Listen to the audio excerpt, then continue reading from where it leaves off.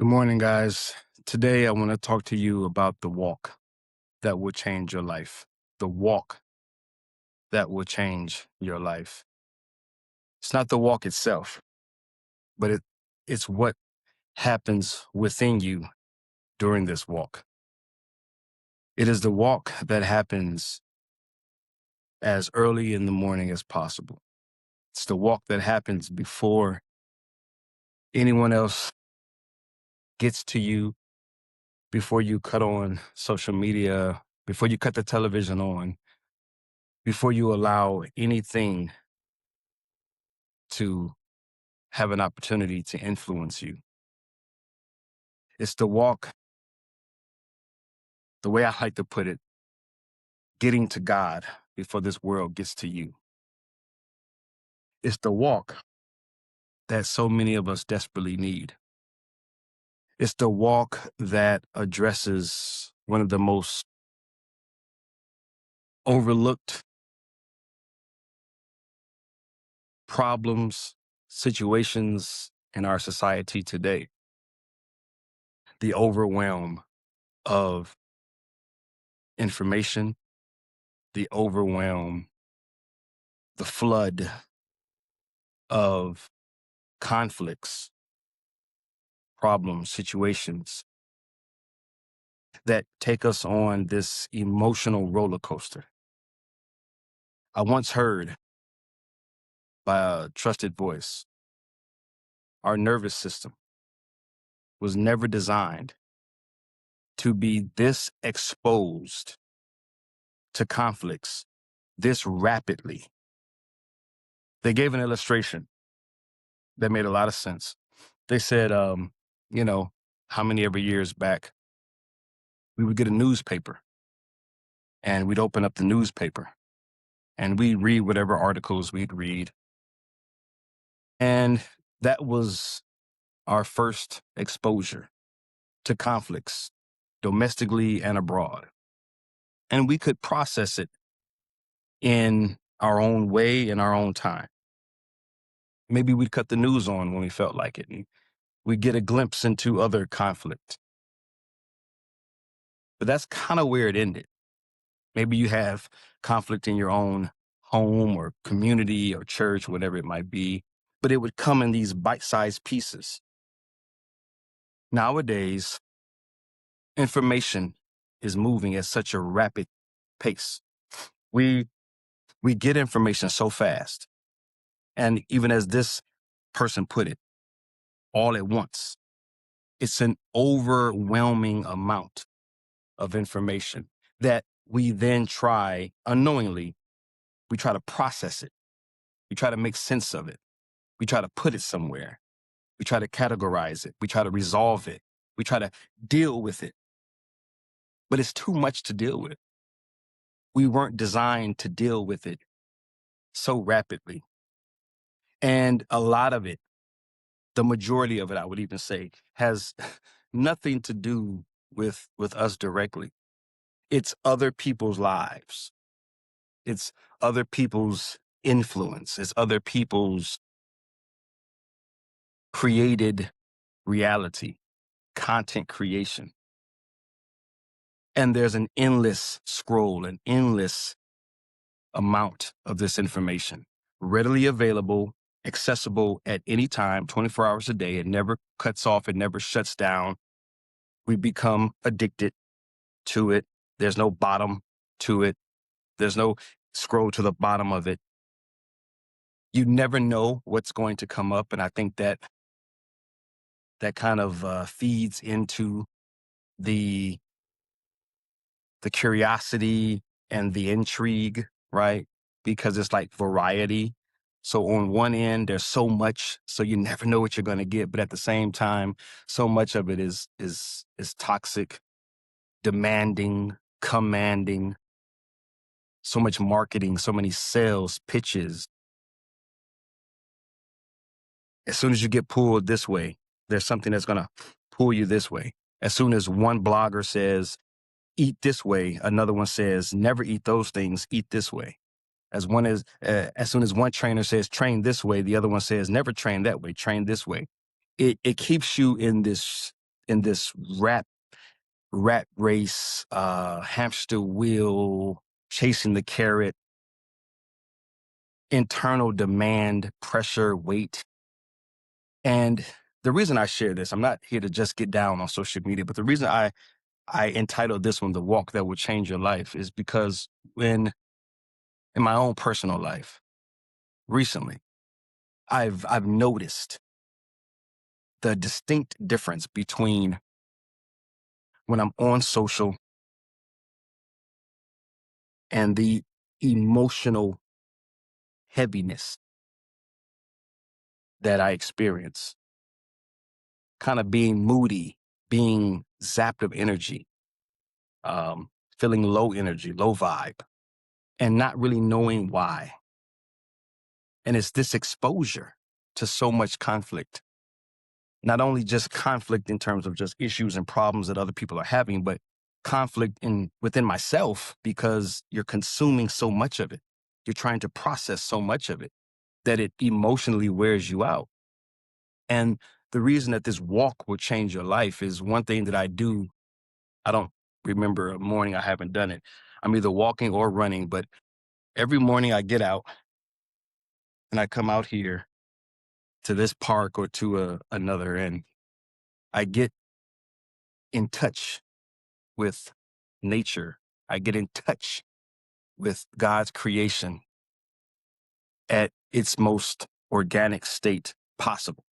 Of course, we fashioned, some company created this park and, put the grass here and, planted the trees and stuff like that. But what I'm saying is that it's still God's design. It's still life happening organically.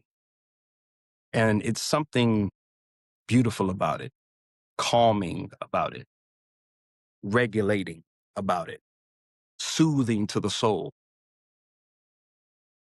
I see these mountains behind me. You can't see them right now, but there's mountains that are in front of me.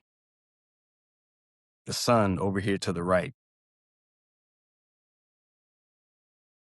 This walk allows me to settle in. It allows me space in here and in here to center myself and to remember who I am, remember what life is really about, to remember what I'm most passionate about, what matters to me, what's meaningful to me. There's no demands here. There's no commands here. There's no rat race. There's no carrot dangling in front of me. There is no pressure and push and pull to buy something or do something or conform to something. There's no comparisons here. It's just observation. It's just a beholding of the beauty of the way things were meant to be. The God-given design of creation of life. Something about walking and moving with that which is life, growing organically. I once heard this, and maybe you've heard this before too. It's humans are the only thing in creation that gets to decide it's not going to reach its full potential. I always think about that when I'm walking and I see these trees and they just grow so tall. They grow and they stretch towards the heavens, and they just keep growing and they reach their full capacity, their full potential, all that's possible for them, right? Every tree reaches that because it's what it's been designed to do. And so many times we have also been designed this way, to reach our full potential, to be all that God's created us to be and to do and to have and to enjoy and to experience in this world. And sometimes we miss out on some of those things because life has become so heavy, because we're processing so much. We're exposed to so much. We're looking at so much. We're concerned with so much. I mean, every time and it doesn't have to just be social. It can be social media, but it could be anything. It can be Netflix. It can be TV. It could be just being in a toxic relationship. It can be in a toxic community, whatever it is, right? It's just this full on, never stopping, never ending inundation of things that we have to process and calculate and try to strategize around and try to overcome. And it's like we weren't built and designed to be constantly having to overcome something. I mean, life is hard enough, right? Maybe it's on your job or at church and ministry or within your relationship. Like we already have enough problems of our own. You know, as they once said, I can do bad all by myself. It's like there's enough things that we have to do and process and wrestle with just because we're alive. But then we're adding on by exposing ourselves to everyone else's conflicts and made up issues and problems and marketing and sales and the pushing and the prodding to do something else, to be something else, to have something else, to look like something else. It's never enough. And I think that's the main thing.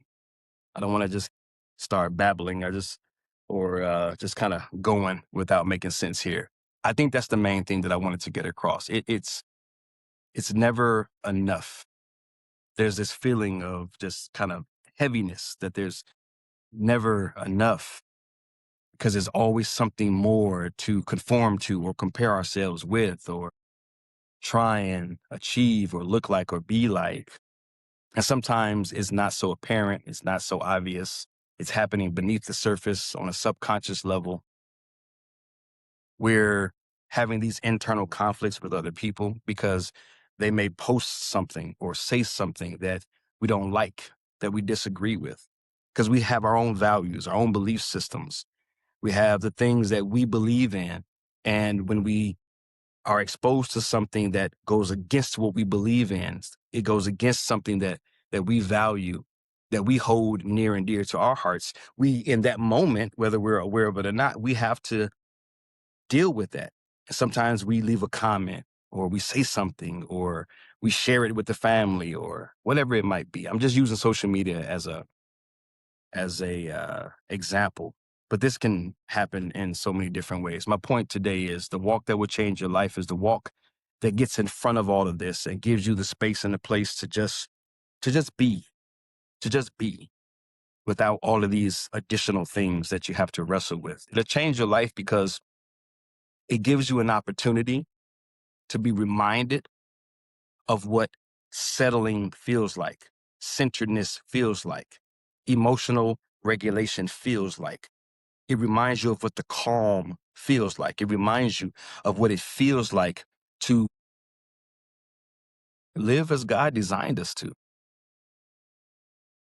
And then we can carefully, strategically, purposefully, intentionally proceed into the day. Before the overwhelm, before the flood, we can choose what we're going to enter into. Today, I'm not going to cut that on. Today, I'm not going to watch that. Today, I'm not going to engage in that. Today, I'm not going to go over there. I'm not going to talk to that person. I'm not going to engage on that channel of communication, whatever it might be. This walk that will change your life, it's a walk that gets in front of the conflict and it allows you the space consciously process the calm and the peace, even the stillness. Sometimes I come here and I just sit, even the stillness before all of the work within, the rapidness, the stuff happening within us, and we're not so emotionally worn out. I was just sharing on, I think it was one of my podcast episodes the other day, just how, work never really wears us out. Physical labor, that's not what wears us out. It's the emotional weight, the emotional burden of knowing so much about so many people, about being aware of so many conflicts. Where do you put them all? Especially if you're a Christian and or any person of faith, or any person that just believes that, we are to contribute to the wellness or to the well-being of society. We want to be contributors to life in a positive way, man, it really hits us because we're problem solvers. We want to address problems. Well, at your core, if you want to solve problems and you have so many problems coming at you, where do you put all of that? So that's it. I wanted to wrap it up here. I just wanted to encourage you to make time each day to get up as early as you can, find you a safe space and place where you can go for a walk, get out, move the body. There's something that's very precious about the nervous system and connecting the breathing and the walking, the physical movement with the mind and how it all works together. And just allowing yourself to breathe and to observe life happening. The grass is growing, the birds are flying and chirping. Flowers are blooming, the sun is rising, the mountains are standing boldly. I mean, there's so much life that's happening all around us. And the more you get into this, the more you'll see little critters on the ground and, little ants crawling or little chipmunks running around. It's amazing the things that you observe. Life is happening all around us. It's beautiful, it's calming, it's peaceful, and it just sets you up, man, to operate at an optimal level. Emotionally, right? Inwardly. And then you can choose more intently what I will and will not engage in for the day. So I think that'll change your life. I know it helps me. So just wanted to share that for anyone that may need it. I wish you well. I'm praying for you. I believe in you. I love you. Please remember that change is possible. Your change is possible with this practice. And always, never forget, your presence is the permission that you've been waiting for. So give yourself permission to do whatever you need to do to be at your best. God bless. Thanks for watching. Remember to subscribe, like, comment, and share. For more information, visit me at iamthepossible.com.